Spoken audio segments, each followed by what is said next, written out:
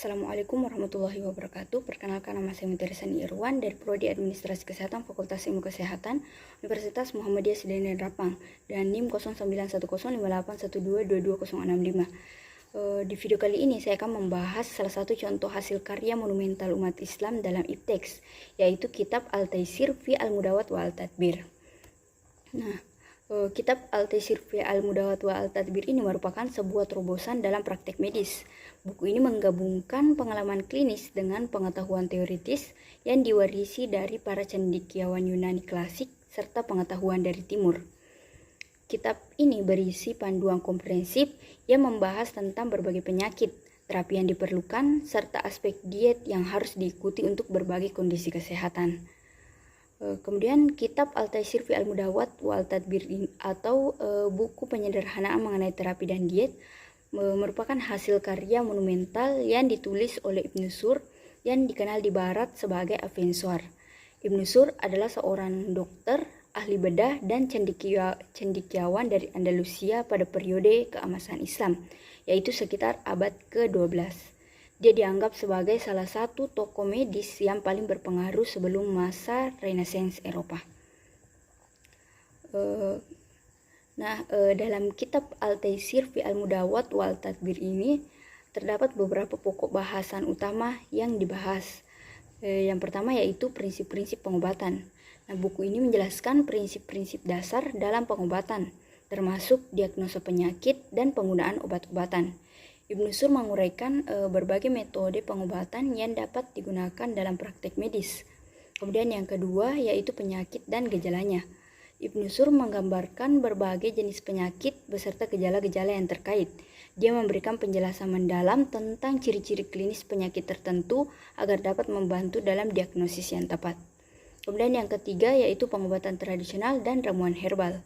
Buku ini juga membahas penggunaan pengobatan tradisional dan ramuan herbal dalam praktek medis. Ibnu Sur memberikan pengetahuan tentang berbagai tanaman obat yang dapat digunakan untuk mengobati penyakit tertentu. Kemudian yang keempat yaitu diet dan nutrisi. Salah satu aspek yang dibahas dalam buku ini adalah pentingnya diet dan nutrisi dalam menjaga kesehatan dan pemulihan penyakit. Ibnu Sur memberikan panduan tentang makanan yang sehat dan nutrisi yang diperlukan untuk mengoptimalkan proses penyembuhan. Dan yang terakhir yaitu pengaruh lingkungan pada kesehatan. Ibnu Sur juga membahas pengaruh lingkungan terhadap kesehatan dan cara mengatasi dampak negatifnya.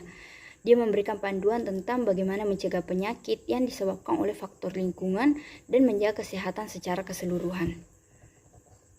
Selanjutnya peran kitab Al-Taisir fi Al-Mudawat wa Al-Tadbir dalam pengembangan ipteks.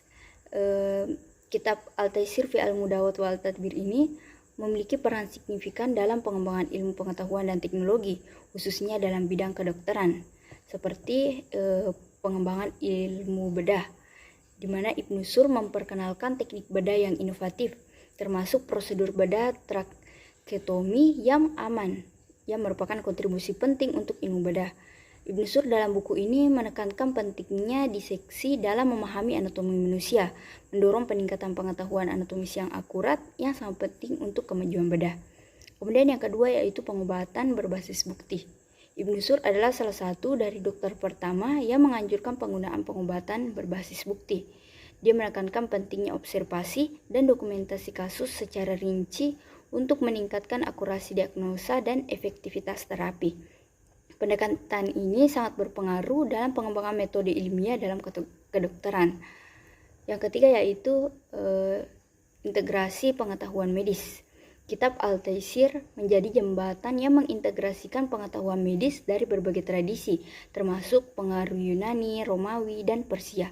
Ibnu Sur berhasil menyaring dan mengintegrasikan pengetahuan ini dalam konteks yang lebih terorganisir dan sistematis, sehingga memudahkan penyebaran dan penerimaan ide-ide medis di seluruh dunia Islam dan Eropa.